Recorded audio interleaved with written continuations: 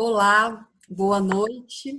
Esse é mais um encontro do Grupo de Estudo de Direito Sistêmico, onde nós fazemos a leitura e os debates da obra do Bert Hellinger. Nós estamos no livro O Amor do Espírito. E hoje, especialmente, sob orientação do René, a quem eu agradeço, René, a disponibilidade de ter atendido o nosso convite. O Renato não pôde estar conosco hoje, embora ele estará sempre presente.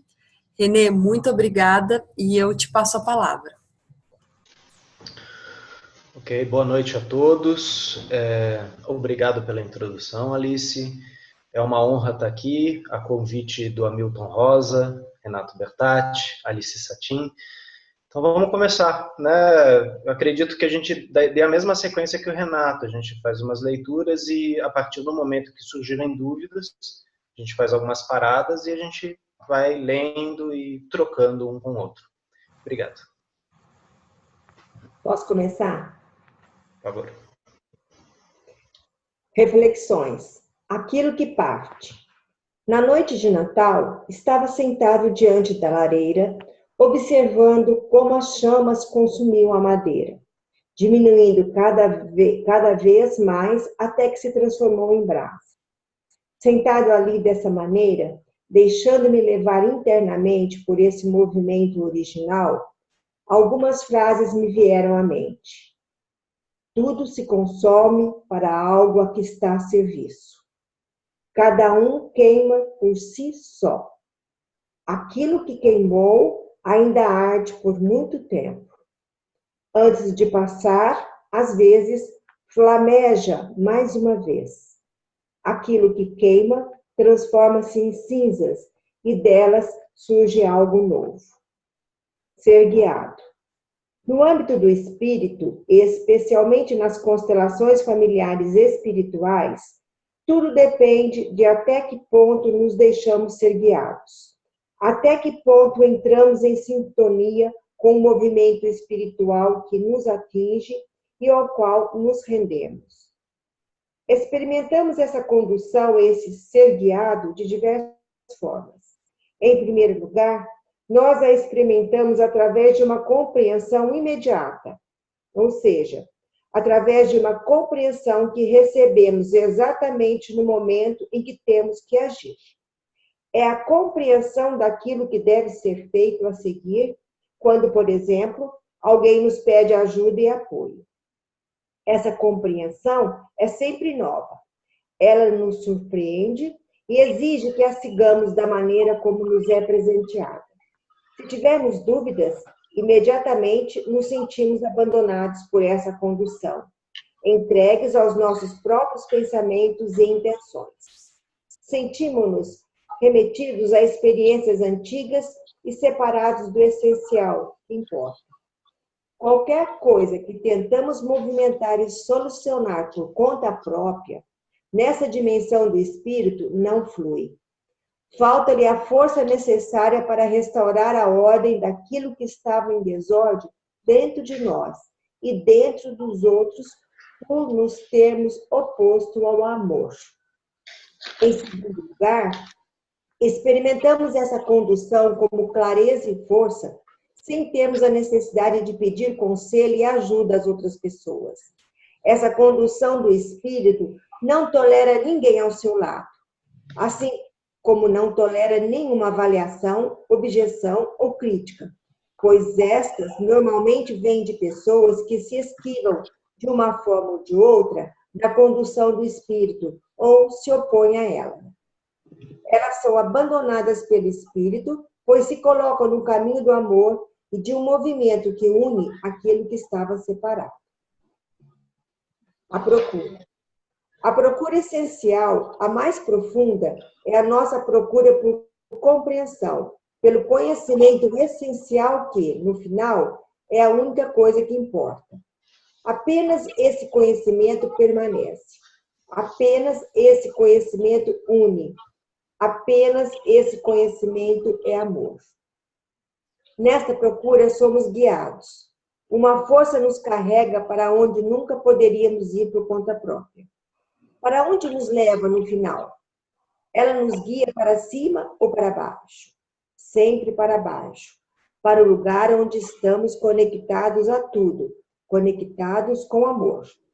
Apenas embaixo, juntos com muitos e todos, embaixo, olhamos para cima, olhamos para frente e juntos achamos o caminho para aquilo que nos transcende infinitamente além de nós. Somente lá encontramos a paz sem a procura, pois somos levados de forma segura, cientes de forma segura. O que nos distrai dessa procura? Quando procuramos esse conhecimento e essa condução em outro lugar, quando procuramos por outras mãos que nos guiem e quando procuramos por um conhecimento passageiro. Assim sendo, no final, estamos sozinhos nessa procura e nesse caminho. Embora andemos juntos com muitos outros, sozinhos com essa força, com esse espírito, sem procurar por outro conhecimento e outra condução. Essa procura e essa força nos levam a ações de amor, ações que conectam muitas pessoas. Embora estejamos nesse amor, embora estejamos em todo o amor, permanecemos nele somente guiados, amplamente guiados, profundamente guiados, solitariamente guiados, plenamente guiados. A procura e o encontro tornam-se uma unidade. O amor e o conhecimento tornam-se uma unidade. Aqui, a alegria e o sofrimento formam uma unidade. Aqui, o tornar e o deixar formam uma unidade. E aqui, o início e o fim formam uma unidade, pois tudo permanece. A benevolência. Ser benevolente com outros é um movimento de amor. Sentimos essa benevolência de diversas maneiras. Por um lado, de ser humano para ser humano, principalmente entre homem e mulher que desejam permanecer juntos por toda a vida. A benevolência recíproca une-os de forma feliz. Também podemos ser benevolentes com aqueles que permaneceram estranhos para nós. A benevolência supera o alheio sem que tenhamos que transcender essa postura interna de benevolência. Por exemplo, indo ao encontro dessas pessoas. A benevolência, por si só, já nos aproxima. Aprendemos e exercitamos sintonia com os movimentos do Espírito, que movimenta tudo da maneira como é, que quer tudo da maneira como é, que pensa tudo da maneira como é. Esse Espírito é voltado para tudo com benevolência, tal como ele pensa e movimenta. Quando entramos em ressonância com esses movimentos, quando somos tocados e levados por eles, então também experimentamos em nós mesmos a dedicação a tudo como é, com benevolência por tudo. Essa benevolência é a mesma que existe de ser humano para ser humano? Trata-se de uma benevolência espiritual, uma benevolência em sintonia com os movimentos do Espírito. Essa benevolência é, em primeiro lugar, a concordância com tudo da maneira como é, também com aquilo que causa medo em nós e em outras pessoas. Por isso é, no fundo, a concordância aos movimentos do Espírito, da maneira como ele movimenta tudo. Então, essa concordância direciona-se, em primeiro lugar, para esse Espírito, da maneira como ele movimenta tudo, e apenas, em segundo lugar, em direção àquilo que ele movimenta. Independente do que o Espírito movimentar, primeiro olhamos para ele, e somente junto com o Espírito olhamos para o que ele movimenta. Assim sendo, mantemos uma distância daquilo que ele move, uma distância que renuncia a qualquer intenção própria. Porque a nossa benevolência permanece sem intenções. Deixa tudo e todos onde pertencem, movendo-se na direção para onde encontram e cumprem o seu destino. Ao mesmo tempo, permanecemos também no nosso devido lugar, onde nos movimentamos, onde nosso destino foi determinado e será cumprido, movimentado por esse espírito da maneira como ele quer. Continua. Rosa, espera um pouquinho até para você beber uma água, descansar um pouco. Existe alguma dúvida ou algum trecho que alguém gostaria de destacar, colocar aqui para os outros como uma troca? É um texto, como um dos últimos livros de Bert Hellinger, bem mais denso, bem mais profundo, né? Então, aqui realmente toca-nos de outras formas, talvez de forma mais no espírito.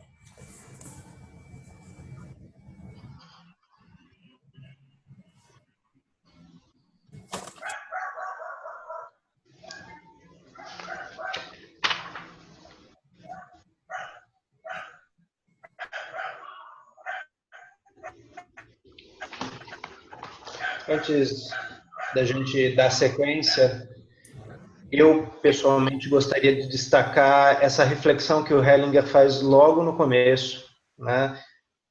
Até como aquilo que nos move, né? Quando ele faz a reflexão, né, de tudo se consome para algo que está a serviço. Cada um queima por si só. Aquilo que queimou ainda arde por muito tempo. Antes de passar, às vezes, flameja mais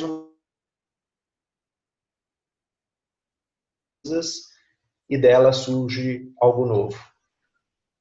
É uma reflexão muito interessante no meio terapêutico, porque muitas vezes a gente vê essas metamorfoses acontecendo. E como essas metamorfoses, elas não são instantâneas, elas são um processo singular, né, que você não vai encontrar em livros, você não vai encontrar uma comparação. Cada cliente ele vai demonstrar esse processo de uma forma muito pessoal.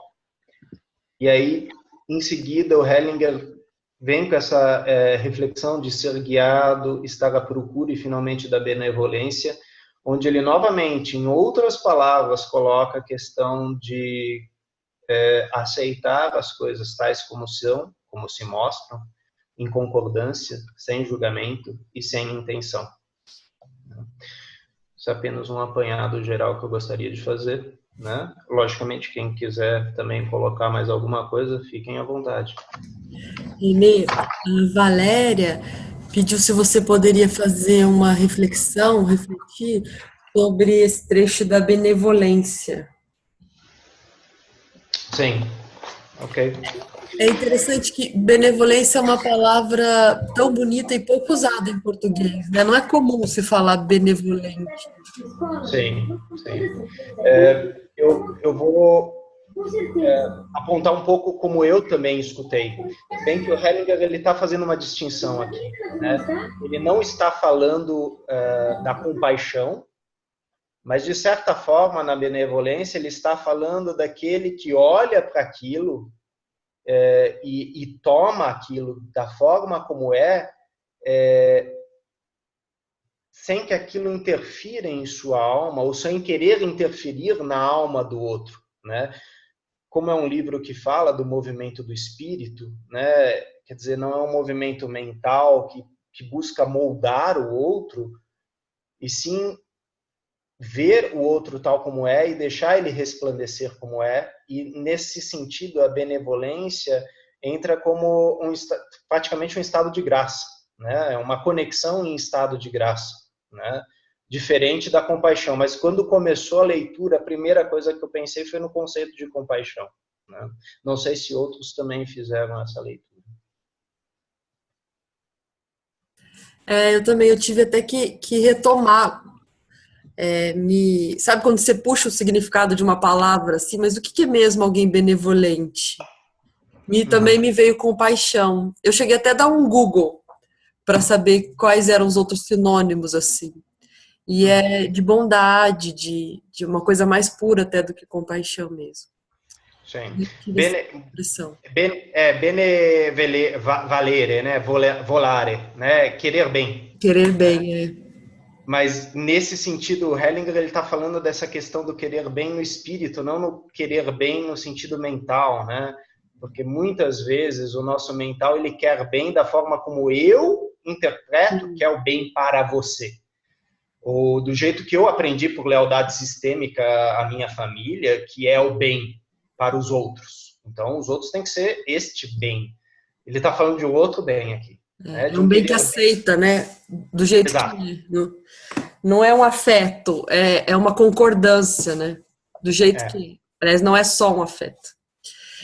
É aquele efetivo sim que muitas vezes a gente coloca no campo das constelações. Né? E quando vem esse sim como um movimento de espírito, a gente percebe como uma inspiração e expiração profunda que passa por todos os membros e o campo se aquieta. Né? Um sim benevolente, talvez. Sim. Alice, posso fazer uma pergunta ainda dentro desse? Lógico, A Valéria, Valéria, desculpa. por favor. É como se a gente seguisse o fluxo sem fazer um esforço para esses encontros, é isso? Eu fiquei um pouco nessa dúvida. Quando ele fala na concordância, direciona-se em primeiro lugar para esse espírito da maneira como ele movimenta tudo. É aceitar o fluxo, não ter esforço nesses encontros, é isso? Você está perguntando do texto, né, Valéria? Isso, Renê. Tá. Eu me lembro de um texto, se eu não me engano, foi num dos primeiros livros que esse grupo de estudo olhou, né, sobre o caminho. Como que era, Alice? A fonte não precisa perguntar para A fonte. Isso. Se eu não me engano, foi nesse que o Hellinger fala de entrar no campo da constelação como se ele entrasse numa correnteza, né? E nesse momento que ele entra na correnteza, ele relaxa e permite que o corpo seja conduzido por ela, sem resistência, sem direcionamento. E, finalmente, o corpo chega a um ponto onde deve chegar nesta correnteza, né? Então, ele fala muito de como o facilitador ele se coloca à disposição ou a serviço deste campo, né, desse campo morfogênico, desse campo ciente. E, sim, segue esse fluxo, como você colocou. Segue essa correnteza, sem resistência. E talvez com essa postura do facilitador, você também leve o seu cliente a essa postura, né? De muitas vezes olhar para uma cena, olhar para uma imagem que até então não era permitida, ou era muito difícil, ou era carregada de um julgamento, de não, isso não pode ser visto, isso não é certo, isso é errado. E finalmente ele pode olhar e deixar aquilo encontrar um lugar dentro dele, sem resistência, né? Porque eu estou seguindo o fluxo. Né? Não sei se eu pude responder a sua pergunta. Respondeu sim, Renê, muito obrigada. Alice. Oi, Marco, só tem uma pergunta na frente, se me permite. Claro. A Cláudia já tinha feito uma pergunta no chat. Ela gostaria de compreender melhor o que o Bert quer dizer com embaixo, do trecho procura. É isso, né, Cláudia? Ela nos guia para cima ou para baixo? Sempre para baixo, para o lugar onde estamos conectados a tudo, conectados ao amor. Ok.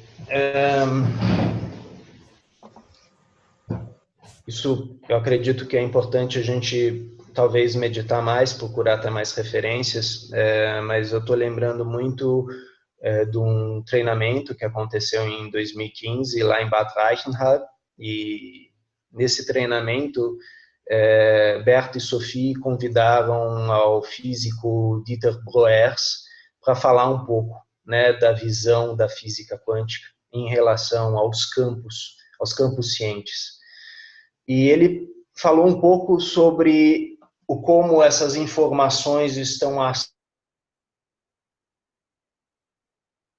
de saber, de espírito, né?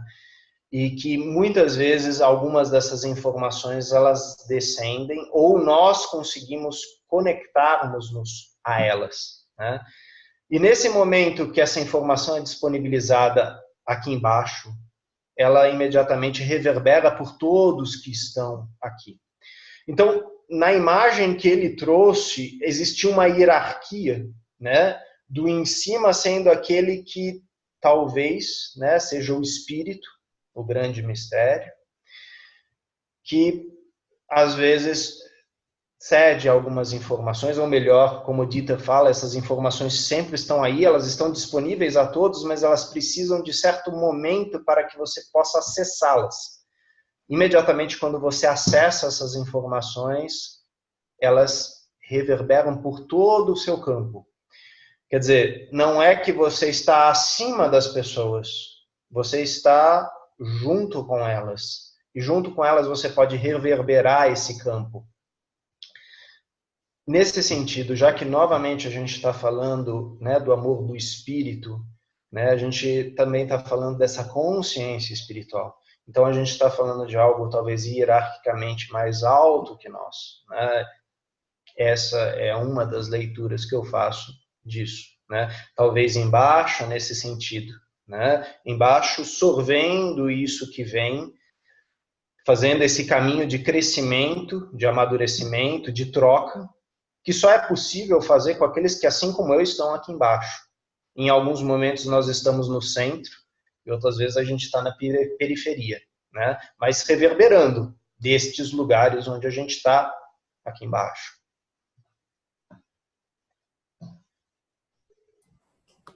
Obrigada, Renê. Marco, por favor. Bom, boa noite a todas e a todos, e a quem assistirá posteriormente pelo YouTube. Nós aqui, um grupo de direito sistêmico que envolve pessoas de vários perfis, pessoais e profissionais. Eu quero refletir sobre essa questão da benevolência no exercício profissional de advogados. É difícil, porque como advogado nós temos que usar um saco de maldades no exercício profissional. E como usar uma das maldades ou um conjunto de maldades procurando essa benevolência, procurando essa reverberação que está referida aí nos dois textos. Essa semana eu pude perceber uma nítida diferença de olhar antes que eu começasse esses estudos e esse treinamento de olhar sistêmico e hoje, depois de algum acúmulo. A postura é diferente. Eu estou tratando de um caso de interdição de uma senhora que realmente é incapaz de gerir o seu patrimônio. E duas pessoas estão na linha sucessória, estão disputando o patrimônio e disputando uma condição de curadores dessa idosa.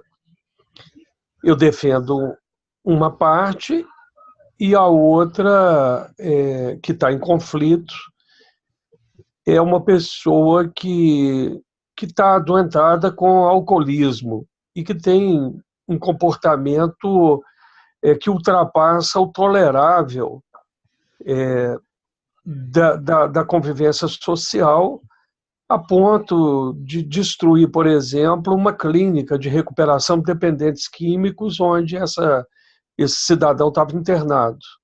A clínica, pela atuação dele e de um primo, foi fechada. Várias pessoas perderam a assistência. O dono da clínica está respondendo processo penal por conta de uma falsa acusação de internação involuntária. Então, eu estou diante de um clínica e desse sucessor dessa idosa. Normalmente, eu atuaria de uma maneira muito aguerrida e atuaria atacando pesadamente esse cidadão. O olhar sistêmico me permitiu, por exemplo, antes da audiência que aconteceu essa semana, na casa de idosa em que ela está hospedada, eu fiz a visita no domingo. E eu fiz no sentido de entrar em contato com ela e perceber os seus sentimentos, os seus desejos. E durante a audiência, óbvio que eu não deixei de defender os interesses do meu cliente, mas eu realmente procurei um olhar de entender o posicionamento dessa parte contrária e, principalmente, uma sintonia com essa idosa que é mãe e avó das partes. Então, eu percebi uma energia diferente e uma energia que, inclusive, modificou o posicionamento tanto do juiz quanto do integrante do Ministério Público, que há 2 semanas estava assim, completamente armado. Então, assim, benevolência num meio onde há guerra. Então, é possível isso? Eu posso dizer que sim. Né? Por essa experiência, depende do olhar. Quer dizer, é preciso fazer o que tem que ser feito, mas o que tem que ser feito pode ser feito com uma carga de guerra ou com uma carga de amor. É esse compartilhamento que eu quero fazer aí com vocês em função do objetivo do grupo também. Ok. Muito obrigado, Marco. Acho que o que você levanta é muito importante, né? A gente percebe a constelação familiar abrindo campos, diversificando campos, né? E essa reflexão sempre é muito importante, quer dizer, como que eu vou integrar essa ferramenta, esse olhar, essa postura, como você colocou muito bem, dentro da minha área profissional, dentro do serviço que estou prestando, né? A Angélica Olveira, né, do CUDEC, ela, dentro da pedagogia sistêmica, ela fala muito dos vários círculos, né? E num dos exercícios ela coloca como primeiro círculo a filosofia de Hellinger, né, que é onde nós temos as ordens do amor, as ordens da ajuda. E aí ela coloca em um outro círculo a educação de Hellinger, onde entra a pedagogia sistêmica. Ela coloca a psicoterapia de Hellinger no campo da clínica. E um dos últimos círculos que ela colocou é a questão do direito, né? Esses círculos se encontram, mas é muito interessante que eles têm campos próprios, né? Demonstrando que esses profissionais também vão encontrar a melhor forma de atuação dentro de seu campo, né, profissional. Hellinger deixa muito claro, todas as vezes, a questão da postura. E sim, como você deixou bem claro, dentro de uma área de conflito, de guerra, né, onde entra aí uma benevolência. E recentemente o Renato Bertatti fez eu pude participar de um evento onde ele trabalhou a questão do olhar sobre o judiciário. E ele colocou as várias partes, né, e os vários setores, e havia um conflito entre estas partes. E como um recurso, ele colocou uma pessoa para representar o olhar sistêmico, ou então o sistêmico em si. E imediatamente você percebe uma reorganização desses representantes, né?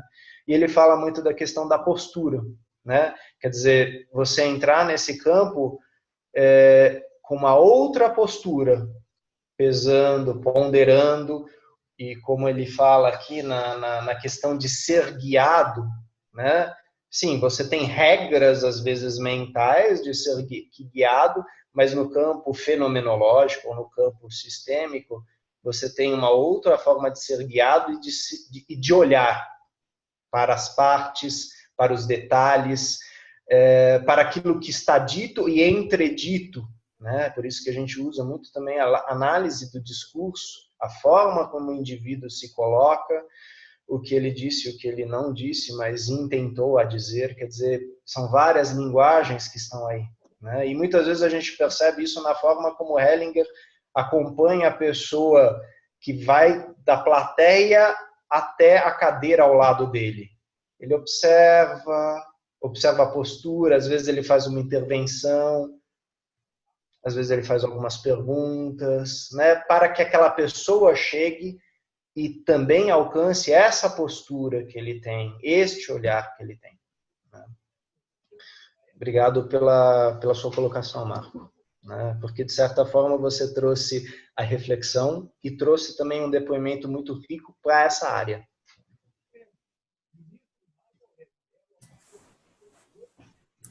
A gente tem mais alguma colocação, Alice?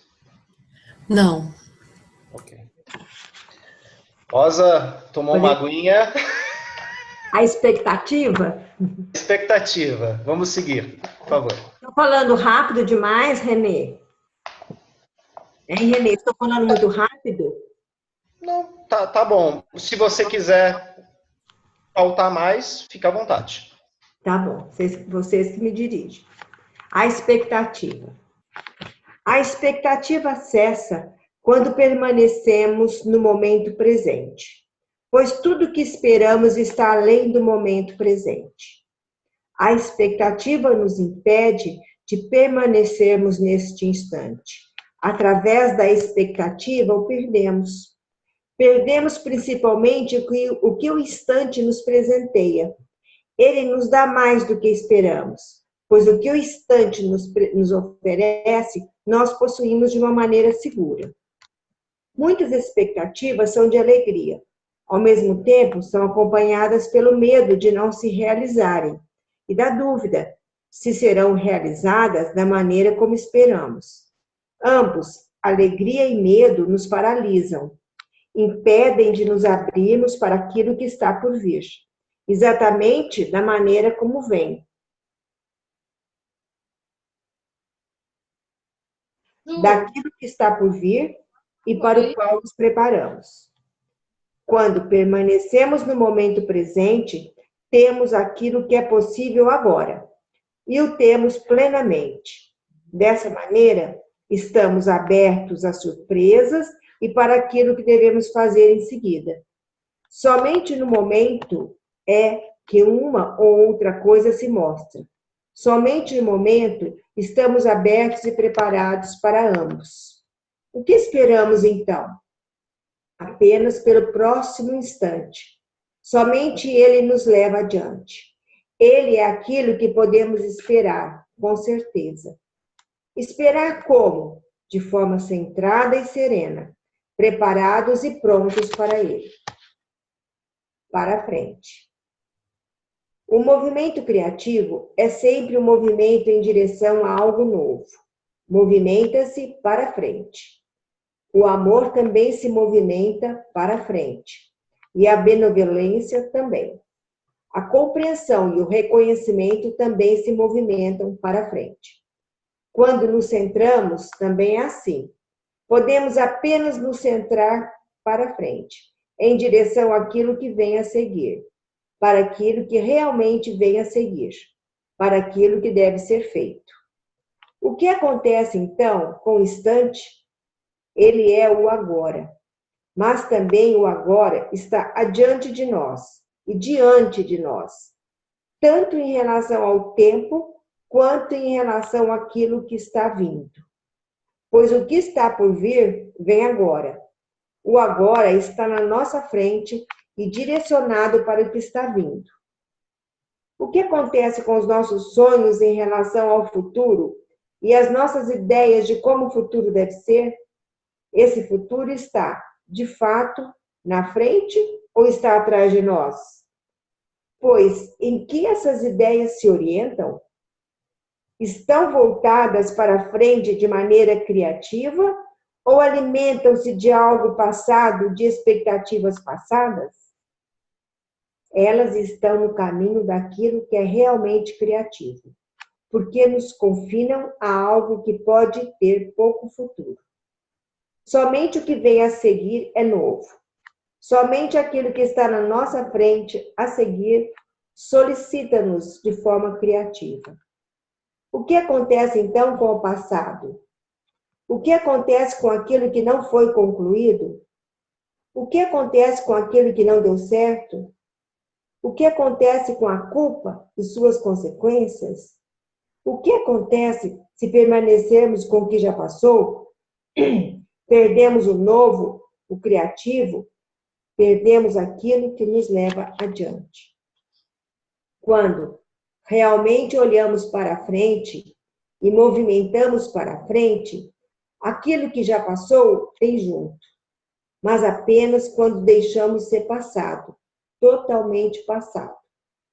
Pois o próximo é o lugar onde também o passado quer chegar, quer ir para frente. Leve. Rosa. Pois não? Eu gostaria só de fazer um apontamento aqui, tanto na expectativa como para frente, e também essa última reflexão que fizemos, o quanto o Hellinger está apontando a questão da postura fenomenológica, né? Esse estar aberto para o que vem, da forma como vem. Quer dizer, ele fala de uma postura, ele não fala de um padrão mental, né? Por mais que a gente use um padrão mental para ler isso e compreender isso, ele está falando de uma postura, né? Uma postura que muitas vezes a gente percebe na constelação familiar, quando de repente, num determinado momento, a gente tem piedade por um representante, ou a gente tem raiva de um representante, e naquele momento a gente para de ver o campo, porque a gente está preso naquele afeto, a gente está preso naquele julgamento, a gente está preso talvez nesse passado que o Hellinger fala, onde eu preciso consertar algo. E, logicamente, como o Hellinger coloca, eu perco de vista o movimento criativo, aquele que me leva para frente, ou melhor, a força, porque naquele momento eu estou fechado, né? Eu me fecho naquela situação, no julgamento, no pensamento. E Hellinger muitas vezes apontou nos treinamentos, esse trabalho ele não é feito com a cabeça, ele é feito a partir do corpo, uma postura, né? E sim, isso é assim como uma meditação, né? Uma postura, você tem que treiná-la, né? Ou melhor, para tirar o tem que, você pode treiná-la. E conforme você vai treinando, você vai agregando mais e mais não conhecimento, experiência, né? O conhecimento ele sempre vem junto, mas não no sentido de coisas que eu vou acumular na minha estante, mas sim de como eu vou de repente estar numa determinada situação crítica presente, sem julgamento, sem certo errado, sem querer mudar aquilo, respirando e presente. É uma postura difícil. E o Hellinger, em vários livros, ele aponta o quanto isso é importante ser treinado, né, pelo facilitador em constelações familiares. Seja ele trabalhando num workshop, ou seja ele aplicando isso no seu trabalho, no pensamento. E foi só um parênteses que eu gostaria de fazer. Obrigado. Muito bom. Leve. O espiritual é, sobretudo, amplo e leve. Os movimentos do espírito também são leves, quando entramos em sintonia com eles. Liberam-nos daquilo que nos puxa para baixo, principalmente daquilo que nos leva para o nosso passado. Para que passado? Somente para o nosso passado pessoal ou também para o passado dos nossos pais e nossos ancestrais? Talvez também para o passado de nossas vidas anteriores, como se esse passado não estivesse passado ainda. Ou também nos levam para o passado de todos os seres humanos e para o passado das pessoas com quem entramos num relacionamento intenso e próximo, ou num relacionamento hostil e distante que nos afasta de nós mesmos? Os movimentos do espírito levam todo o passado junto. Estão em sintonia com todo o passado, da maneira como foi também com o nosso. Porém, juntamente com todos os outros passados. Nos movimentos do espírito, todo o passado é certo da maneira que foi. Nesses movimentos, todo o passado é, ao mesmo tempo, inacabado por continuar em movimento com eles. Nesse movimento, esta é a minha imagem. Todo o passado torna-se leve, pois continua em movimento. O passado torna-se leve também para nós. É permitido ser leve para nós. Como se torna leve para nós? Se permanecemos no movimento do espírito, em um movimento que continua. Para onde? Na frente? Para a sintonia com todos que são movimentados para frente, junto conosco. Movimentados para quê? Para a sintonia com o amor do Espírito em relação a cada pessoa, da maneira como é, e com o seu passado, da maneira como foi, e com sua realização, independente de como seja. Essa realização espiritual é leve. Já agora é leve. Por quê? Por ser amor, amor puro. Já agora, o amor do Espírito em tudo. O que mais nos torna leves? O que foi grande em nosso passado, a grandeza do passado dos nossos pais e ancestrais, a grandeza do passado das nossas vidas anteriores e a grandeza do passado de toda a humanidade. Também nos deixa leves a grandeza do passado das pessoas com quem temos um relacionamento, tanto um relacionamento intenso e próximo, como um distante e hostil. Essa grandeza também é levada para o movimento do espírito, para o nosso futuro em comum, e já agora nos deixa concluídos e leves em sua plenitude, em sintonia com o movimento do espírito. Continua? A sintonia. Entramos em sintonia com o movimento direcionado para frente, contínuo. Portanto, nós também nos movimentamos para frente com ele, afastando-nos de algo que deixamos para trás, de algo que já passou. Nessa sintonia, atingimos a calma, porém uma calma que está em movimento. Nós ficamos calmos porque dentro desse movimento somos bem-sucedidos em algo. Somos bem-sucedidos por acompanharmos esse movimento, mas precisamente por sermos levados por ele. Nem sempre experimentamos essa sintonia, pois frequentemente aquilo para onde a sintonia nos leva causa-nos medo. Para permanecermos em sintonia, necessitamos de toda a nossa coragem. A sintonia nos solicita uma total entrega e todo o amor por tudo da maneira como é. Na sintonia, nós nos tornamos altruístas e totalmente puros. Na sintonia, tudo vem ao nosso encontro da maneira como é. Abre-se para nós e modifica-se para nós por estarmos em sintonia com isso. Somente no momento em que entramos em sintonia com o movimento do espírito no outro, também entramos em sintonia com o movimento do espírito em nós. Talvez a gente faça mais uma pausa, né, para colocações que hajam entre os participantes.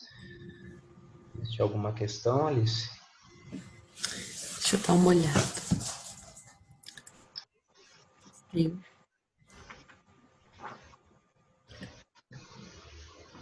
Regina. Pode falar.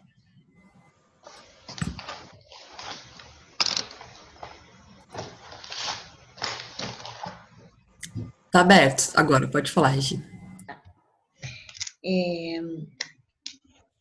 Eu gostaria de destacar, ainda lá na benevolência, a última parte do penúltimo parágrafo.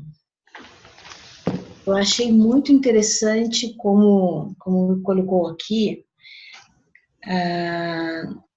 Acho que as duas últimas frases, as duas últimas três frases. Então, essa concordância direciona-se, em primeiro lugar, para esse espírito, da maneira como ele movimenta tudo.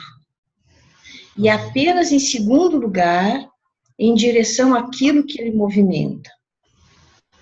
Independente do que o espírito movimentar, primeiro olhamos para ele. E somente junto com o espírito olhamos para o que ele movimenta.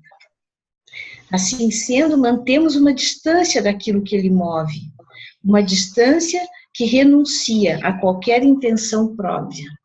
Eu achei isso maravilhoso. Por favor, Regina, conte-nos o seu maravilhamento. Conte-nos onde isso te levou. Essa percepção, muito bonito.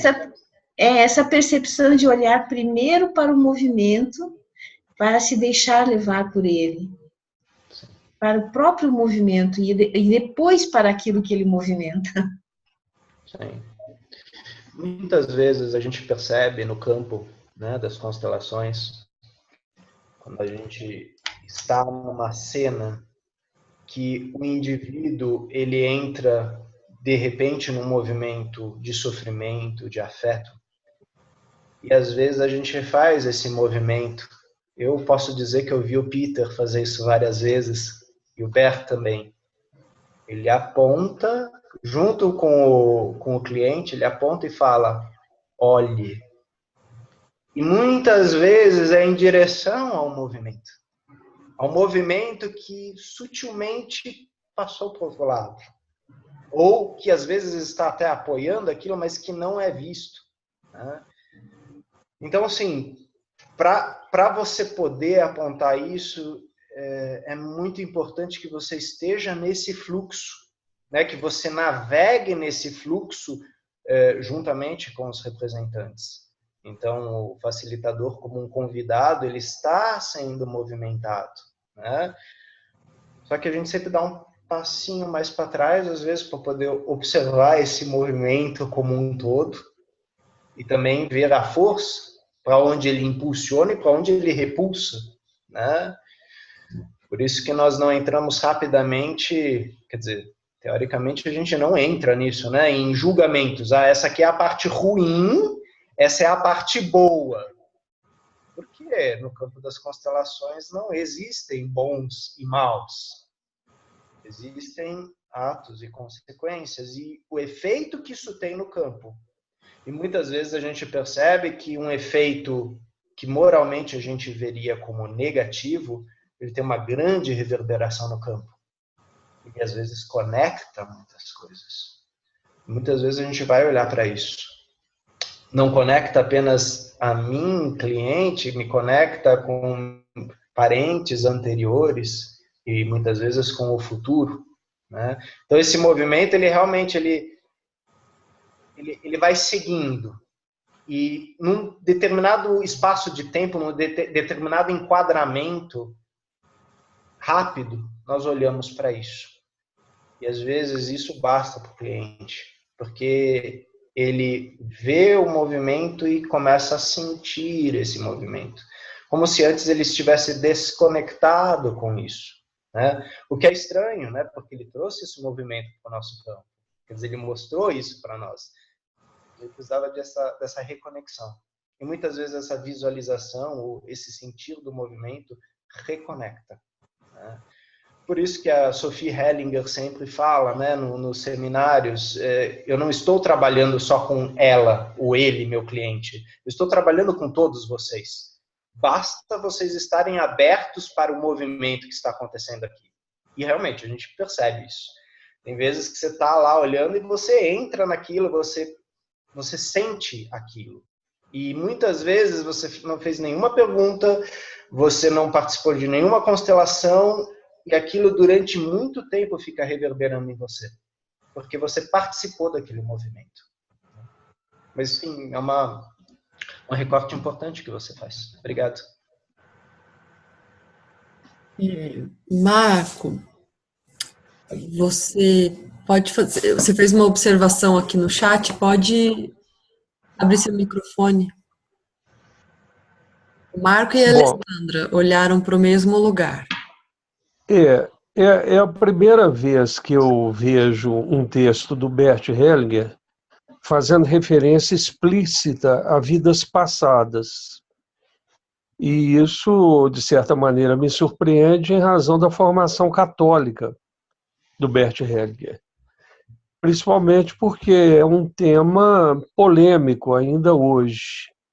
E aí eu queria saber, Renê, se isso é se o Bert, nesses estudos, admite como fato as existências e vidas passadas, ou se isso é uma forma alegórica de expressar essa realidade que ele está abordando. É um ponto espinhoso, sim. Talvez não por Bert falar disso, mas pela forma como isso é escutado, como isso é ouvido pelos participantes. Na Alemanha, Bert Hellinger levou alguns profissionais para abordar a temática das vidas passadas. Ele não é categórico dizendo que elas existem, e ele não é categórico dizendo que elas não existem. Hellinger não fecha, ele abre, né? E muitas vezes, depois de uma constelação, ele olha para o cliente e fala, é isso. E o cliente, mas eu não entendi. Eu também não. Ele não fecha, ele não explica. Até porque, muitas vezes assim, você interrompe esse fluxo, esse movimento, que vai levar um tempo para chegar nesse indivíduo. Se eu fechar a questão, não, vidas passadas existem, eu vou defender um ponto. E isso vai levar o seu tempo. Se eu digo que isso não existe, da mesma forma, o Hellinger ele tem uma postura de abertura onde, sim, muitas vezes você vai ouvir reflexões católicas, você vai ouvir reflexões budistas, você vai ouvir reflexões de vidas passadas.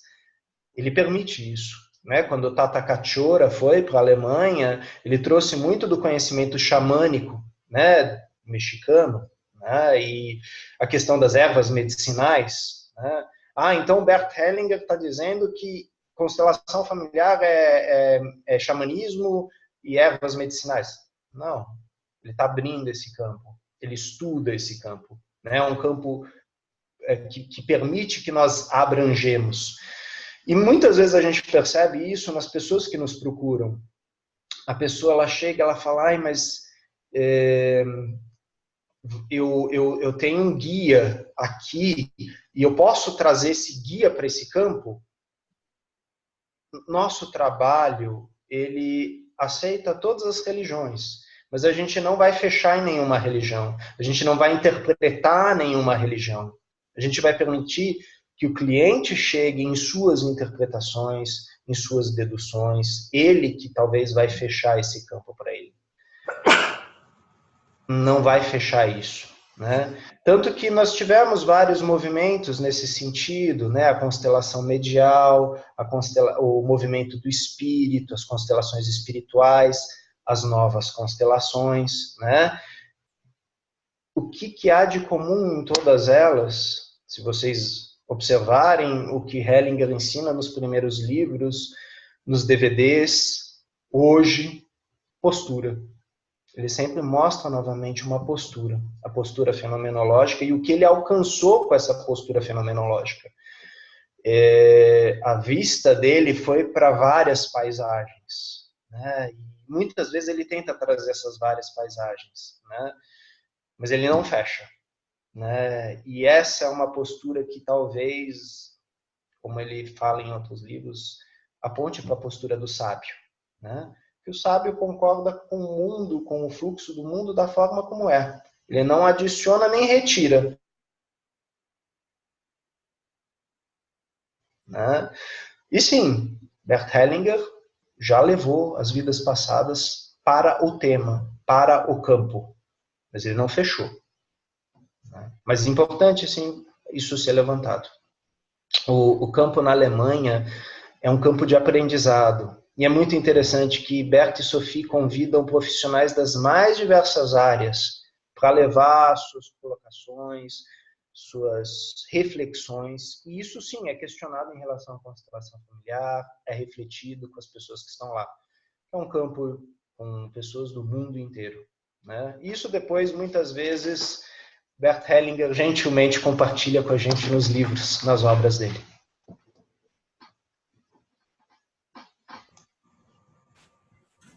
A gente tem mais alguma questão, Alice? Desculpa. Eu vou ler um trecho que a Cláudia colocou no chat. Cláudia, se você quiser depois abrir seu microfone ou agora, fica à vontade. Mas eu vou ler. O texto do Bert é um bálsamo para posturas de ansiedade, não só como facilitadores de constelação, mas também diante de nossas próprias vidas. Eis o desafio de aceitar os movimentos e estar presente no aqui e agora, em tudo. Aceitar tudo como é e estarmos centrados para podermos responder e fazer escolhas para o novo. Sim. Uma reflexão importante. E sim, essa questão da ansiedade que você coloca, Cláudia, é muito importante. Né? Os nossos clientes muitas vezes nos procuram com uma grande ansiedade, com uma grande expectativa, como ele coloca aqui, com julgamentos, né? E nós exercitamos uma outra postura. Nós recebemos isso, mas nós não respondemos de forma ansiosa. Porque, caso contrário, a gente vai entrar naquele emaranhado junto. Né? Então, é uma outra postura. Né? Exatamente para lidar, como você falou, com a ansiedade, não só terapeuticamente, quando a gente está no campo, mas também no dia a dia, quando a gente está com nossa mãe doente, com nosso pai, ou com os nossos irmãos. Né? Quantas vezes não levantamos questões de grande ansiedade, raiva, rancor. É um exercício, sabe?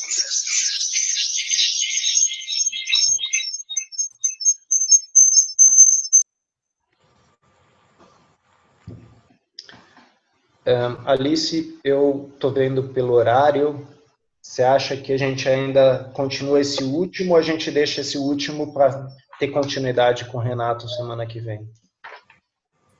Como só falta mais um minutinho, acho que a gente pode deixar para semana que vem. De repente, se alguém tiver alguma observação para fazer, sim, ainda temos um minuto.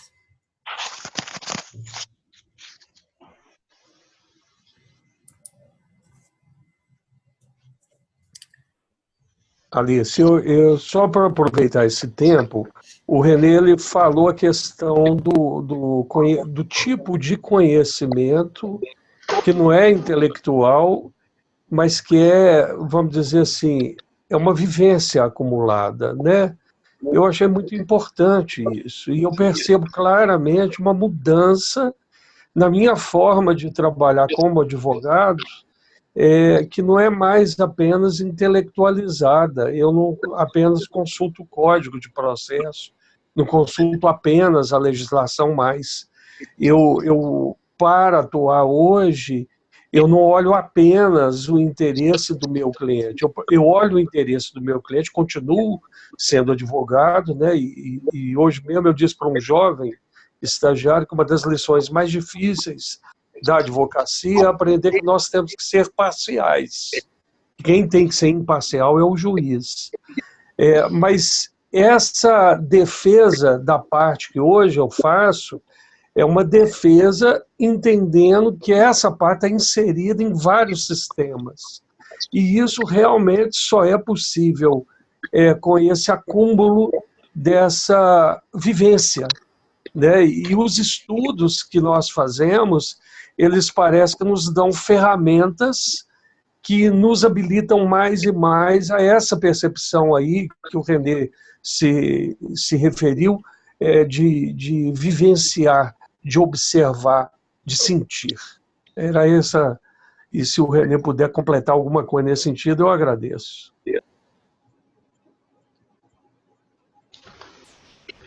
Obrigado, Marco. É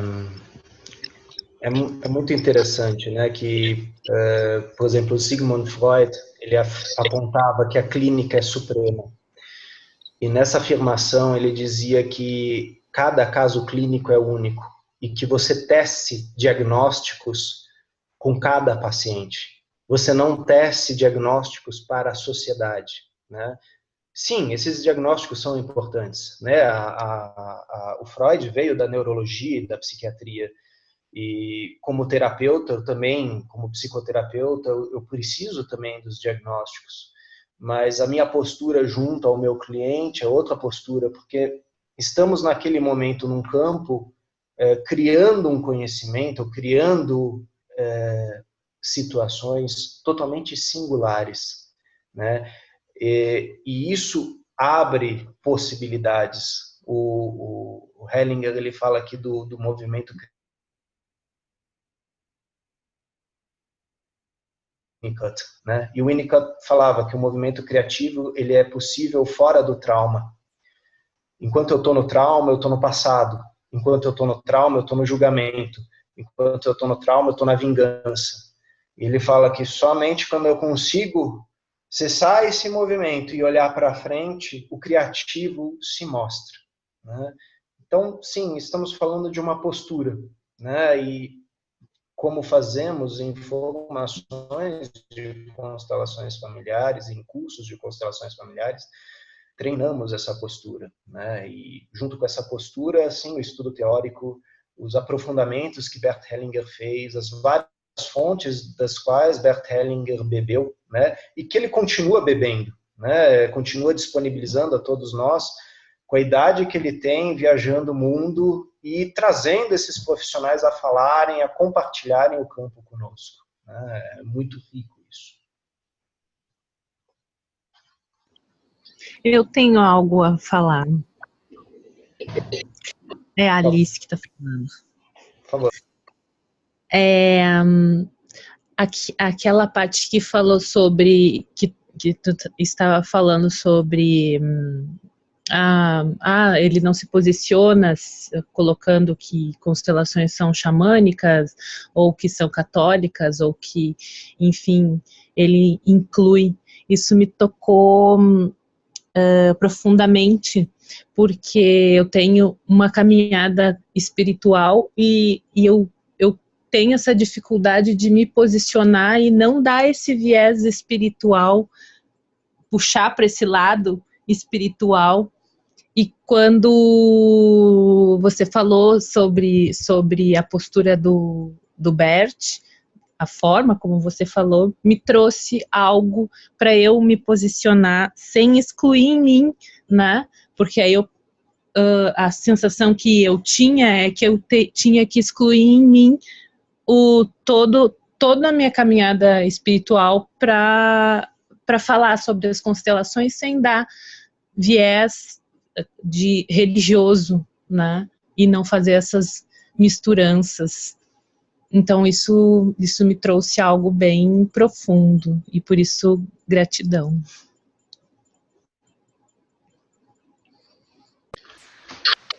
Muito obrigado, Alice. Sim, o Hellinger ele não fecha, ele abre, né? O campo ele está aberto. O campo fenomenológico é um campo aberto que sente o fluxo, né? Por isso que às vezes surgem certas cenas que a gente fala, nossa, mas foi pesado isso, né? Sim, foi como a gente sentiu aquilo, né? O facilitador ele não vai entrar no fato disso ser pesado ou ser leve. Ele vai estar nesse movimento e verificar o que é possível nesse campo que se mostra, né? Leve.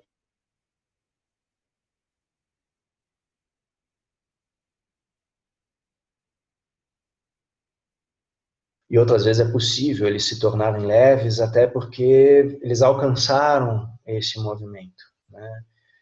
Mas, sim, a postura do Hellinger não fecha de isso é melhor, isso é pior, né? Ele falou recentemente, novamente, eu confio plenamente no campo e nos representantes, né? Então, ele deixa aquilo se mostrar, né? E se a pessoa tem uma postura de crença, de valores, de religião, ok. Isso é para ela depois trabalhar com ela. A Hellinger não vai virar e vai falar, não, isso é errado, isso é feio, isso não. Ele não entra nesse julgamento mental, né? Eu nunca vi ele fazer isso. Em nenhum dos livros ele faz isso. Ele tem realmente uma postura fenomenológica. Mas obrigado pela colocação. Sim, mas é que o meu sentido foi eu não entrar, porque eu não sei para quem que eu estou falando, porque eu faço antes palestras, né, e agora mais ainda dentro da OAB, né, começando palestras, e eu não sei qual é quem está sentado, né, e eu não quero excluir ninguém dizendo que eu sou ou deixo de ser algo, que isso é algo ou deixa de ser, entende? Nesse sentido, assim, eu não sei para quem que eu estou falando, e eu tinha essa dificuldade em mim, né, de não vou dizer, ou vou dizer, né? Então, a postura que você comentou do Hellinger me trouxe essa luz, né? Porque afinal o Estado é laico, o Estado é laico, então eu não posso também entrar nisso. É laico, mas ele abrange, ele aceita todas as religiões, apesar de ser laico, né? Sim. Somos facilitadores, né? Facilitamos vários campos aí. A Patrícia Belga escreveu uma coisa aqui que realmente é muito pontual a isso que você está falando também, né? Cada religião é um sistema e tem seus limites. E todas são necessárias. Espiritualidade diferente de religiosidade. É o que o Renato nos mostra, né? É uma reflexão também muito importante. Gratidão.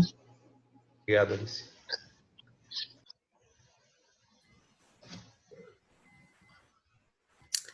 Alguém tem mais alguma observação? Acho que não. Então, por conta do horário, é sempre uma pena, né, a gente terminar. São tantas questões que chegam. Renê, a Patrícia, a Valéria, a Mônica, a Marilisa, a Alessandra e eu também te agradecemos pela sua disposição, pelo seu conhecimento, pela sua compreensão. Muito obrigada. Obrigada, Rosa, pela leitura. Obrigada a todo mundo. Muito obrigado, Rosa. Obrigado, Alice. E esse campo vocês fizeram. Obrigado ao todo. Sim. Até terça-feira que vem. Obrigada, Alice. Obrigada. Tchau, pessoal. Tchau.